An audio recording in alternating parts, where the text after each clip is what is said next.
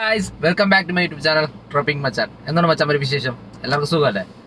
And first of all happy Christmas. എല്ലാവർക്കും Christmas നേരുന്നു.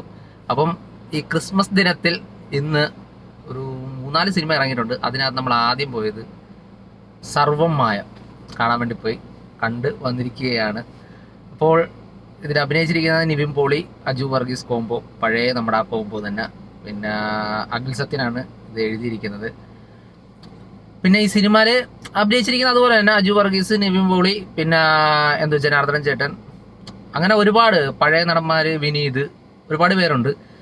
അപ്പോൾ പടം എങ്ങനെ ഉണ്ട് എന്ന് ചോദിച്ചു കഴിഞ്ഞാൽ ഒരു ക്യൂട്ട് സിനിമ, അത്രേ എനിക്ക് പറയാൻ പറ്റത്തുള്ളൂ. സംഭവം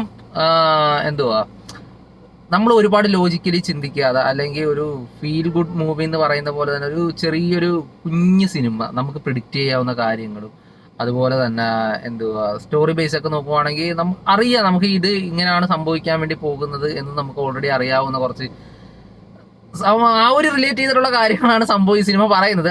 അതിന് തന്നെ ഫസ്റ്റ് ഓഫ് ഓൾ എന്ന് പറയുന്നത്, ഇത് ഫസ്റ്റ് ഹാഫ് നല്ലൊരു ഹ്യൂമർ രീതിയിൽ അത്യാവശ്യം എന്ന് വെച്ച് കഴിഞ്ഞാൽ ഞാൻ പറഞ്ഞില്ലേ, പൊട്ടിച്ചിരിപ്പിച്ചിട്ടുള്ള തമാശകളോ കാര്യങ്ങളൊന്നുമല്ല. എന്നാൽ തന്നെ പുള്ളിയുടെ ആ ഒരു നിവിൻ പോളിയുടെ അറിയാമായിരുന്നു നമുക്കൊരു തമാശ എന്ന് പറയുമ്പം അത്ര അത് പക്ക നാച്ചുറൽ ആയിരിക്കും.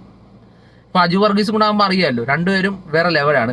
അതുപോലത്തെ ഉള്ള ഒരു നൈസ് രീതിയിലുള്ള തമാശകൾ എന്ന് വെച്ച് കഴിഞ്ഞാൽ എല്ലായിടത്തും ഇങ്ങനെ തമാശകളല്ല പറയുന്നത്. ഫസ്റ്റ് ഓഫ് ഓൾ ഇങ്ങനെ കാണിക്കുമ്പോൾ കുറച്ച് തമാശകൾ, പിന്നെ അത് തന്നെ ഇടയ്ക്ക് വീണ്ടും കുറച്ച് അത്യാവശ്യം അലമ്പില്ലാത്ത രീതിയിൽ ഒരു സ്റ്റാൻഡേർഡ് രീതിയിൽ പോലൊരു കഥ. പിന്നെ ഇതിനകത്തേക്ക് എടുത്തു പറയുന്നത് ഒരു ഹൊറർ മൂവി പോലാണ് സംഭവം. അതായത് നമ്മുടെ ഒരു വിസ്മയത്തുമ്പത്ത് സിനിമയില്ല, ആ ഒരു അങ്ങനത്തേക്ക് ഒരു സംഭവം കഥയാണ് സംഭവമാണ് ഇതിനകത്ത് കാണിക്കുന്നത്. പക്ഷെ എന്നാൽ കൂടെ തന്നെ നമുക്ക് ഇഷ്ടപ്പെടുന്ന ഒരു കുഞ്ഞിപ്പടം, അത്രയാണ് എനിക്ക് ഫീലായിട്ട് തോന്നിയത്. ഒരു വൺ ടൈം വാച്ചബിൾ മൂവി. എന്നാൽ തന്നെ നിവിൻ പോളിയുടെ ഒരു പുള്ളിയുടെ നല്ലൊരു കംബാക്ക് എന്ന് തന്നെ പറയാൻ പറ്റും. അതായത് അത്യാവശ്യം സ്റ്റോറി ബേസ് നോക്കിയാണെങ്കിലും ഒട്ടും നമുക്ക് മടുപ്പില്ലാതെ കണ്ടിരിക്കാം. നമുക്ക് മടുപ്പ് കാര്യങ്ങളൊന്നും തോന്നില്ല, പക്ഷെ ആ ഒരു ഫീൽ ഗുഡ്, ആ ഒരു സെറ്റപ്പിലാണ് സ്റ്റോറി പറഞ്ഞു പോകുന്നത്. പിന്നെ ഇതിന്റെ സിനിമോട്ടോഗ്രാഫി പൊളിയായിരുന്നു കേട്ടോ. കാരണം ആ ഒരു നാട്, ഒറ്റപ്പാലം, ആ ഒരു സ്ഥലമാണ് ഇന്ന് കാണിക്കുന്നത്. അതൊക്കെ അടിപൊളിയാണ്.